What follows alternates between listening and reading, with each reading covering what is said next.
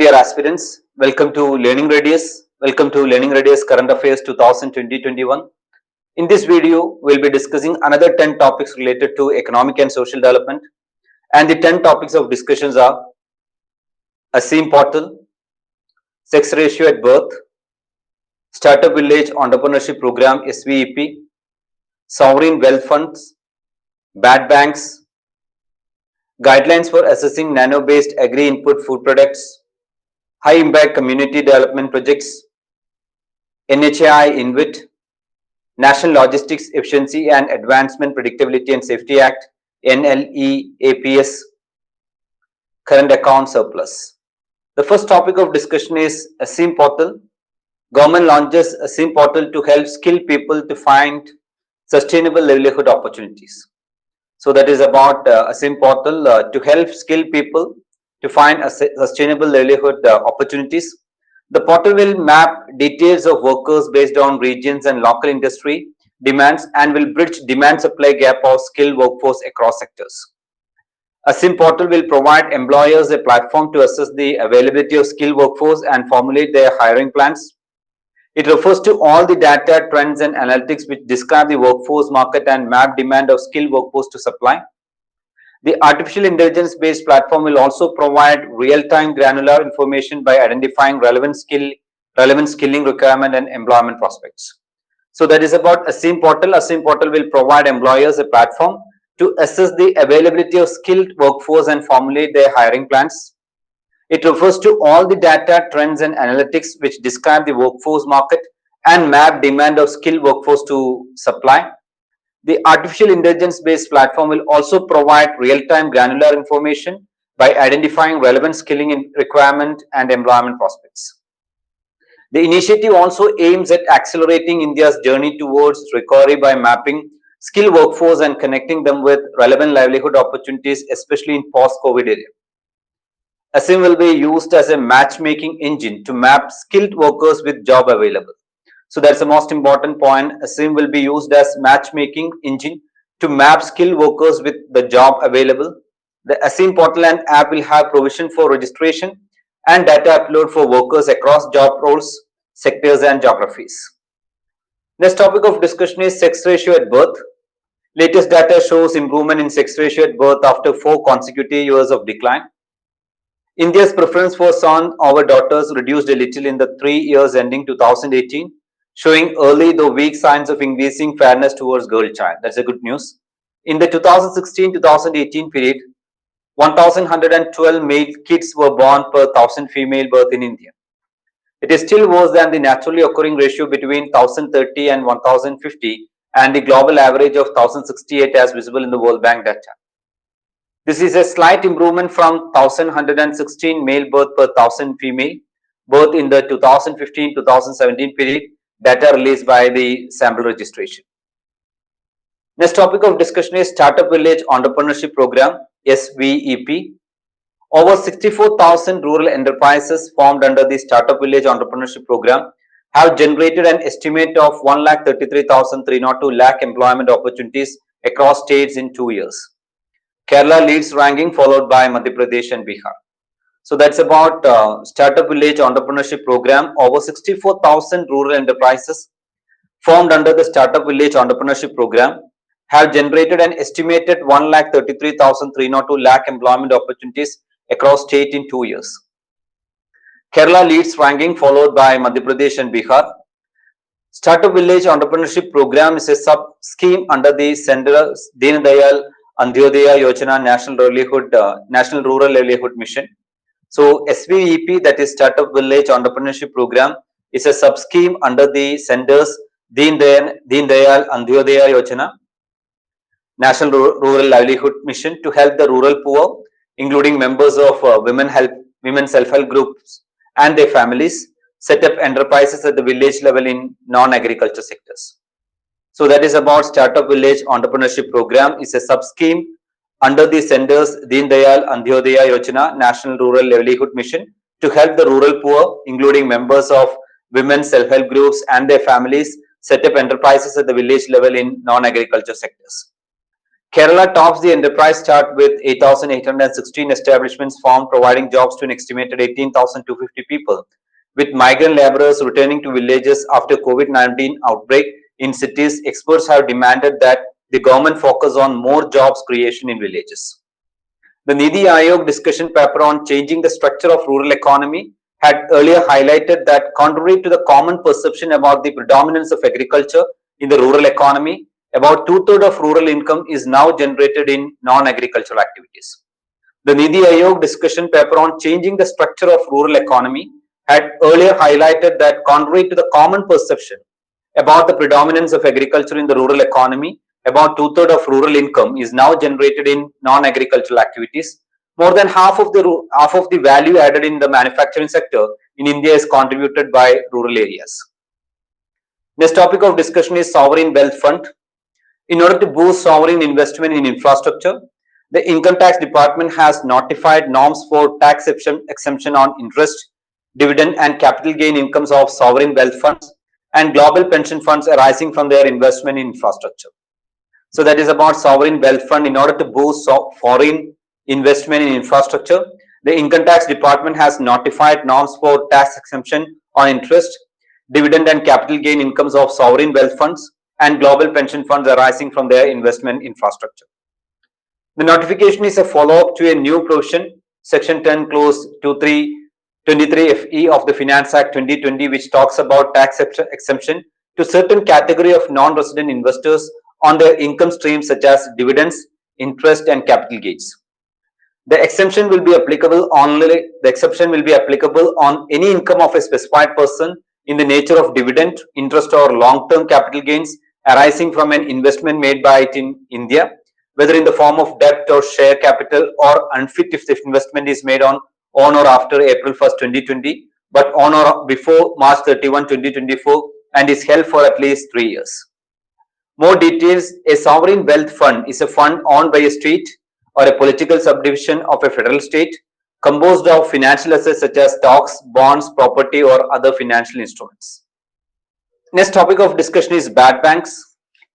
A bad bank buys the bad loans and other illiquid holding of other banks and financial institutions which clears their balance sheet.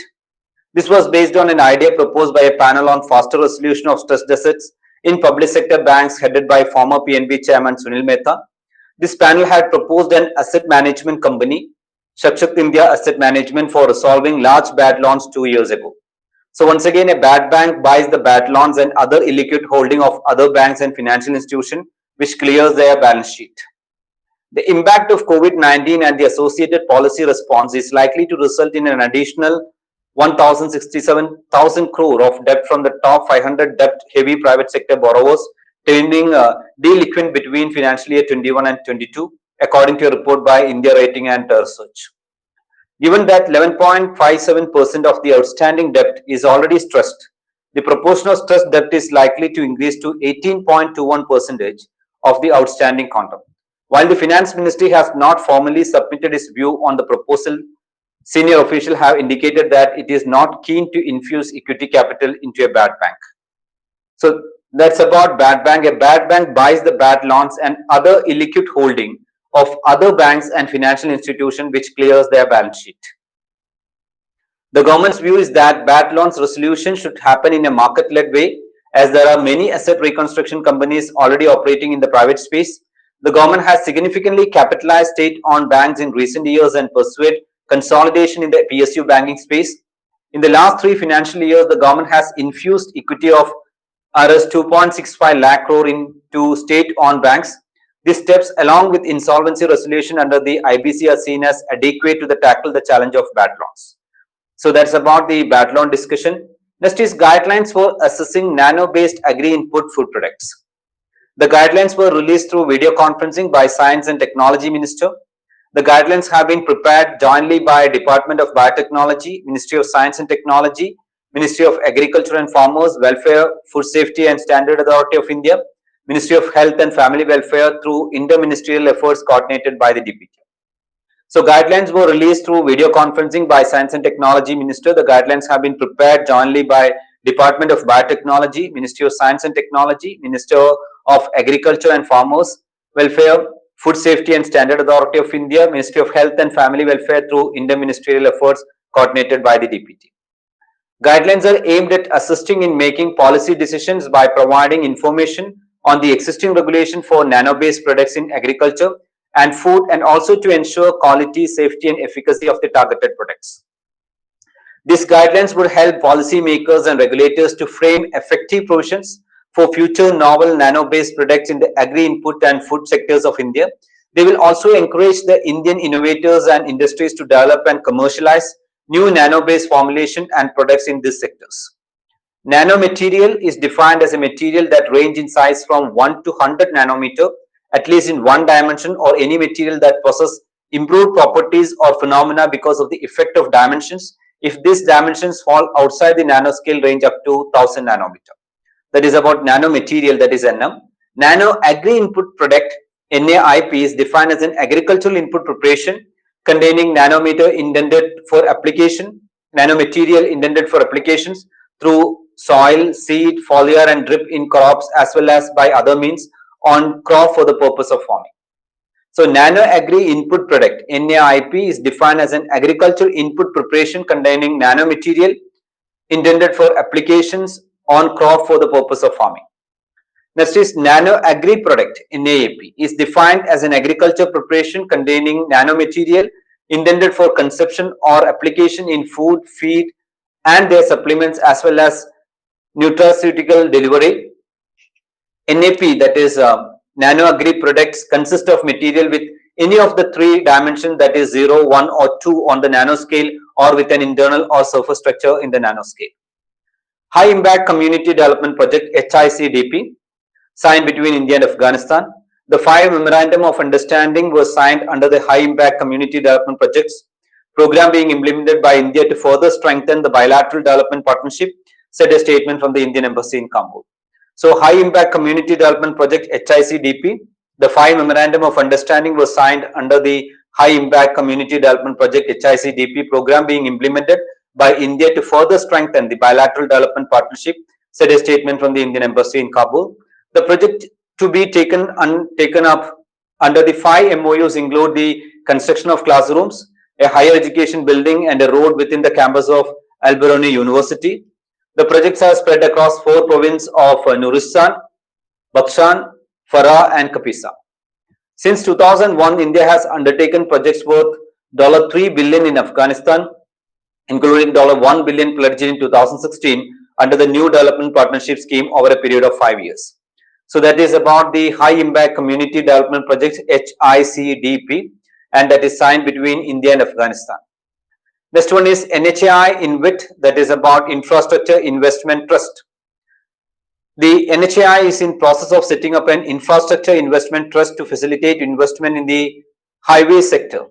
This will be the first INVIT, that is, this will be the first infrastructure investment trust to be sponsored by a government entity in the country.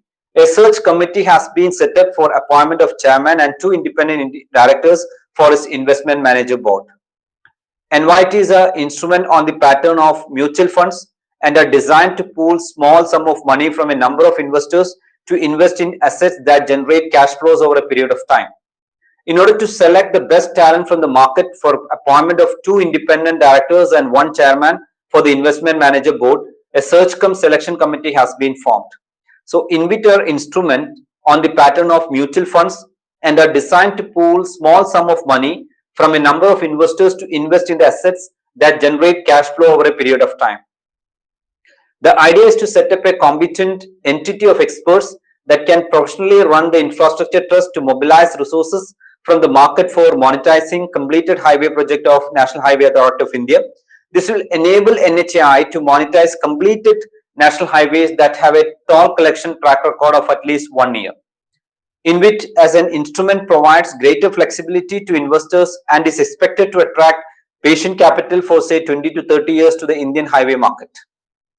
Next topic of discussion is National Logistics Efficiency and Advancement Predictability and Safety Act, that is NLEAPS, National Logistics Efficiency and Advancement Predictability and Safety Act. The Commerce Ministry is considering replacing the Multi-Modal Transportation of Goods Act with a full-fledged national logistic law with a view to promote growth of the sector. NLEAPS is under consideration and this law tend to define various participants of the logistics space and create a light regulatory ecosystem. So the Commerce Ministry is considering replacing the Multi-Modal Transportation of Goods Act, that is MMTG, with a full-fledged national logistic law with a view to promote growth of the sector. NLEAPS is under consideration and this law tend to define various participants of the logistics space and create light regulatory ecosystem. Multimodal transportation refers to a combination of more than one mode of movement, such as rail, road, or sea, for end-to-end delivery of goods. Rationale for policy: high logistic cost impact the competitiveness of domestic goods in the international market. Effective implementation of the policy would help provide an impetus to trade, enhance export competitiveness, and improve India's ranking in the Logistic Performance Index. India's logistics sector is highly fragmented, and the government aims to reduce the logistic cost from the present 14% of the gross domestic product to less than 10%. So the discussion is about National Logistics Efficiency and Advancement Predictability and Safety Act, that is NLEAPS. The Commerce Ministry is considering replacing the Multi-Modal Transportation of Goods Act with a full-fledged national logistic law with a view to promote growth of the sector. NLEAPS is under consideration and this law tend to define various participants of the logistics space and create a light regulatory ecosystem. The last topic of discussion is current account surplus. India recorded a current account surplus of 0.6 billion or 0.1% of GDP for the January-March quarter against a deficit of $4.6 billion or 0.7% of GDP in the year ago period. So that is about India recorded a current account surplus. For the fiscal year 2019-20, the current account deficit narrowed 0.9% of the GDP compared with 2.1% financial year 2018-19. Lower trade deficit was one of the prime reasons for the improvement in the current account balances both for the March quarter as well as for the whole fiscal year.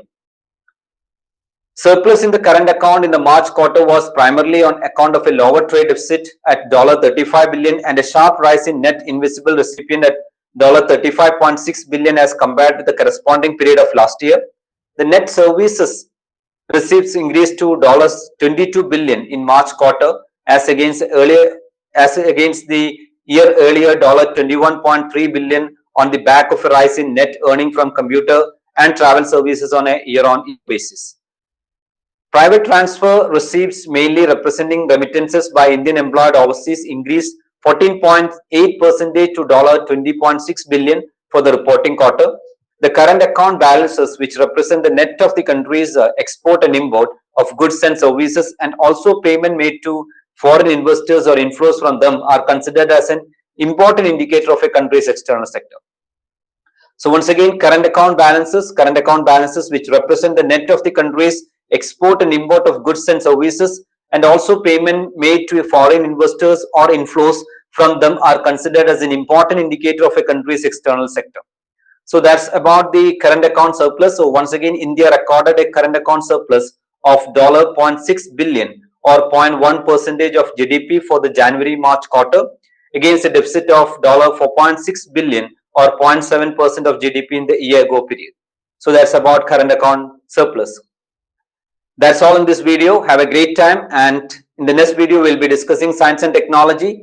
Keep an extra eye on the analysis part of science and technology and analysis part of economic and social development. Listen to that video, then only you will understand how UPSC is framing beautiful questions right from the current affairs of economic and social development and science and technology. Meet you in the next video. Have a great time. Thank you.